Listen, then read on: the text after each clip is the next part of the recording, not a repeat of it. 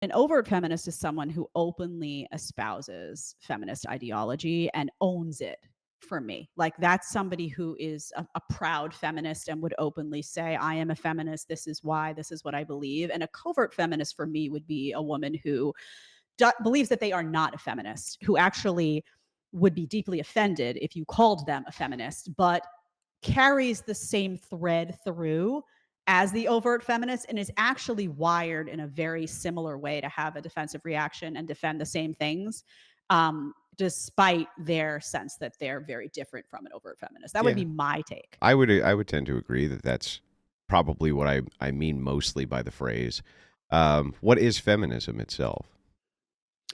For me, feminism, and this is something actually that came out of the conversation with Rollo too, because I think I used to distinguish old school feminism from modern feminism a Hmm. lot until I really started to understand that it's driven by the same tactics.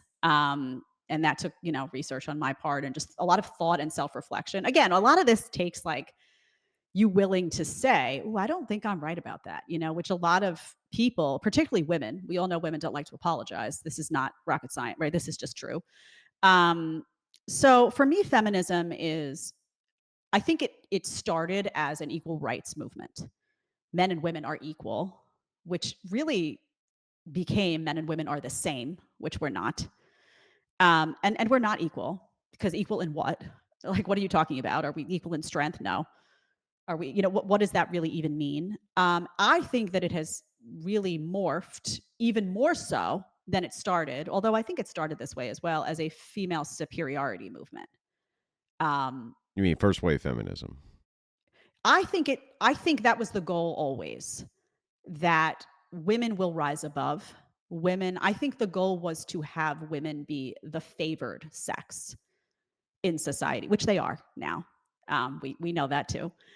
And I think when you say like equal rights, that sounds really good to a lot of people. Like, oh, everyone is equal. Everyone is equal. And then you really dissect that and what is the actual agenda. I think it's very much a male hating movement. I think it's a beat male down movement, beat the masculine out of men movement, and If you had elevate to, women. if you had to give a definition, like a concise definition, and those are hard to do on the spot, right? So you're not gonna. There's no like losing points here. Yeah, I It's get really it. hard. Yeah, it's really hard to give a definition on the spot. Feminism, I would say, is a movement to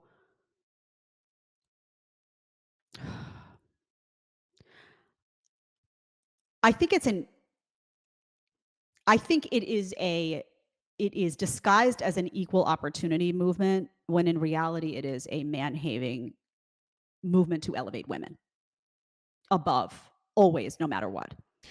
So in the left wing paradigm, there's an oppressor oppressed mentality Mhm. always, and they view the world through that prism, through the lens of oppressor oppressed. So if you look at feminism, there has to be an oppressor, there has to be the oppressed. So if feminism is a movement towards egalitarianism or equality in all things, who's the oppressor? The oppressor here would have to be men, right? Correct. That would be But I the don't know if it's a movement toward equality. I would just say I don't think that's what it well, really is. It's definitionally. selective equality. Yeah, yeah. Correct. Well, egalitarianism anyway. Definitionally, it's egalitarianism. But if you want egalitarianism with men, right, then necessarily don't you have to reduce the power structures of men?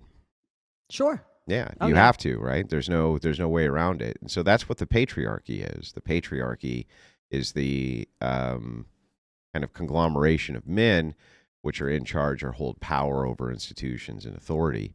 And feminism's job is to deconstruct that, Mhm. because otherwise, how can you have egalitarianism if you have an oppressor? In this case, men are the Mhm. oppressor. So that's kind of feminism's stated goal.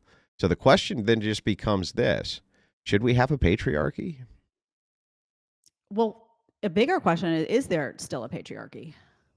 Yeah, Where is it? yeah. I think there is. When you Where look though? at Where would you say that, because it's not in, where would you say the patriarchy exists still? yeah, so when I look at human dynamics, it appears to me that men necessarily are always going to be there's always going to be a patriarchy because women rely on men for security.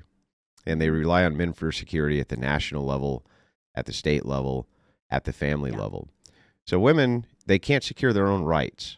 If you think about rights conceptually, right, just the concept of them, that's all they are. They're just a concept. They're not, you can't taste them, smell them, whatever, essentially we made them up, right?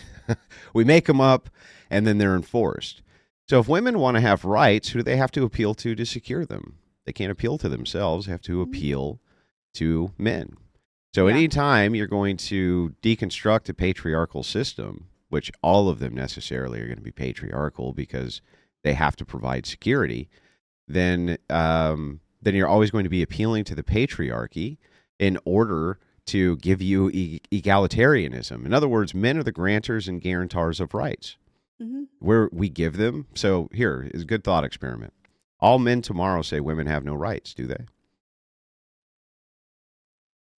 No. No. Simple, right? Now let's reverse it. All women say men have no rights, do they? Well, yeah. Yeah.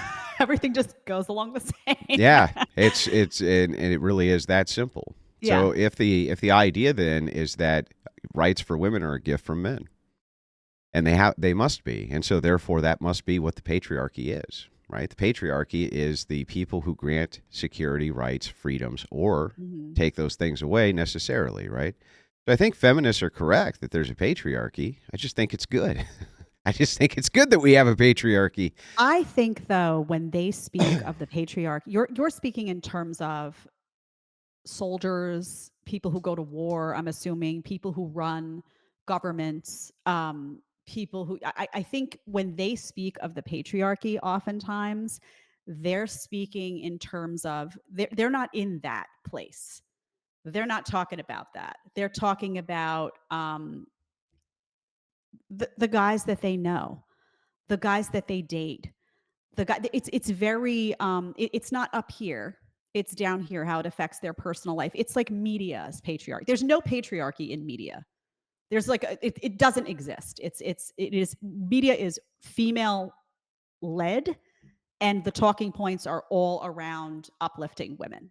That's it. So I think when young women talk about the patriarchy in particular, they're talking about things that no longer carry the patriarchy. Oh, I'm not well, talking I about, totally agree with you that people have all sorts of yeah, like that was my instinct though when you proprietary said definitions. patriarchy. Yeah. They have When all you sorts said of patriarchy, I immediately went to that. Yeah, they have all I kinds didn't of go to proprietary definitions of yes. things, and then they have personal reasons for what they would consider to be the patriarchy or not the patriarchy. But if you take a bird's eye view, when actual feminists like scholars and people like this, when they're discussing what is the patriarchy, what they're really saying is that men have the advantage of being able to secure their own rights, and women don't. They have to appeal to men. So the movement has always been to try to somehow curtail this issue, and it's never successfully been done because it can't be done. There's nothing. You're at the mercy of men and women. I think one of the biggest problems that they have is they don't really understand that women collectively have always been at the mercy of men. Half of the world should demonstrate this right now in the present day. Women in half of the world or more don't have any rights because collectively men said you don't. And there's not a damn thing that they can do about it. So doesn't that actually show that men are very benevolent, especially in the West, that we're very benevolent? The fact that the power exists and the authority exists collectively to just say, no, we could actually turn women into chattel if we decided to. Right. And there's not a damn thing that they could do about it, right? But so how come they're not heralded instead as being benevolent and instead as being kind of like these very, very virtuous people when you take into consideration the fact that even with a small collective, women can't really do much. They can't really do much, right? They're really banking on men just kind of being benevolent towards them. I think it's because there's a resentment. A lot of women feel a resentment toward that reality that we rely on men to Agree with provide. that. We're not going and fighting wars. We're not doing it, right? If we had to, it would be over. It would be done.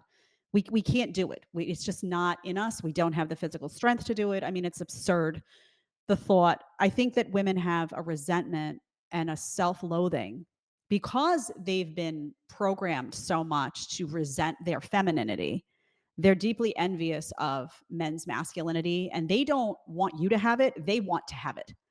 Like, because with that comes power, and with that comes the ability to fight wars and do the big stuff, secure land, and do the really big stuff that's needed on a small scale. From someone breaks into the house, who's in charge? It's not the woman of the house. Let's just be realistic. It's not, and it shouldn't be. To a large scale, fighting wars, whatever it is, the big stuff does rest on men, and I think that women have been told, well, that's not how it should be, and you can do it too. And when they can't, there's a resentment and a kind of a self-hatred that's happening. I think a lot of women really resent their femininity. Do Um, they yeah. resent their femininity, or do they even know what it is? Like Oh no, they know what it is. when I think of masculinity or I think of femininity, I don't just think in terms of gender traits, right? That's what Mhm. leftist kind of trans advocates even will kind of reduce these things to gender traits. And how they will do it is they'll say socially, depending on the dynamic of your society, socially, masculinity is going to mean one thing, femininity is going to mean another. And if you match, you could do this mathematically. If you match enough of the what is considered feminine traits, you can be a woman. If you match enough of the, quote, masculine traits, you will be a man. But these are socially determined. I don't think so. So when I look at femininity versus masculinity, I'm looking at it through the scale and prism of virtues. So I don't think that you can disassociate virtue from femininity or masculinity in order for us to determine what it is, because all things between the two, trait wise, are shared.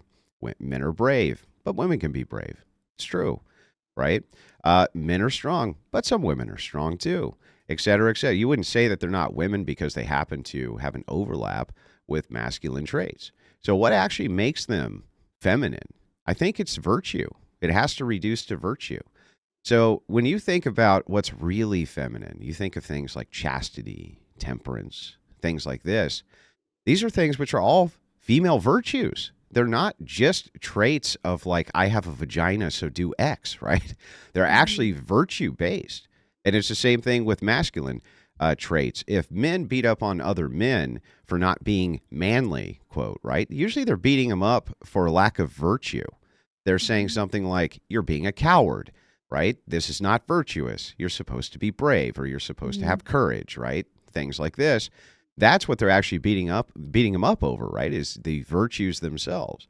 And when I look at modern society, I don't see that women have much in the way of virtue, and nor are they pushed towards anything which is virtuous, but men still are. Men are still pushed towards virtue. They're still pushed to not be cowards. They're still pushed socially to procure, refine, distribute resources, protect women, protect children, protect the infirm. If somebody's drowning, to jump in. If the Titanic's going down, the women and children get the lifeboats. These are Mhm. all virtues which are pushed. What are virtues which are pushed towards women? What I are would they? agree. No, I would agree, Yeah, because there's the none. things that I agree with you. I think that what's being pushed for women, I always say that women are encouraged to behave like badly behaved men used to. When you were in high school or college, there were always the jocks, or the group of guys who were just, they were messing around, they were name calling, they were picking on somebody, they were using people, they were sleeping around, they were a little rough around the edges. Women are now being encouraged to adopt those traits, not to be like strong, virtuous men, to be like badly behaved guys. And there's going to be badly behaved people in both sexes, right? But you know what I'm talking about, that stereotype in the movies. They're that now. And they are proudly elevating their promiscuity. They're proudly elevating all of the things that make them less feminine and less desirable and less virtuous. I can't think of a single thing. I mean, women are not encouraged um, you know, to save their virginity or treat it like something special. They're not.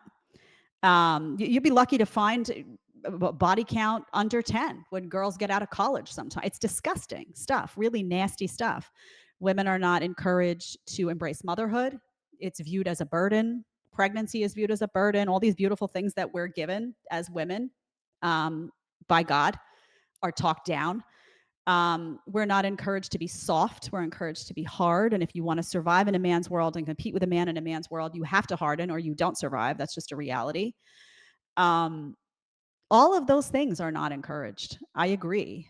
And they're not nurtured from the get-go. You're encouraged to go into these career paths that are stressful and hormonally damaging in many ways, and have your hair fallen out, and it's a mess.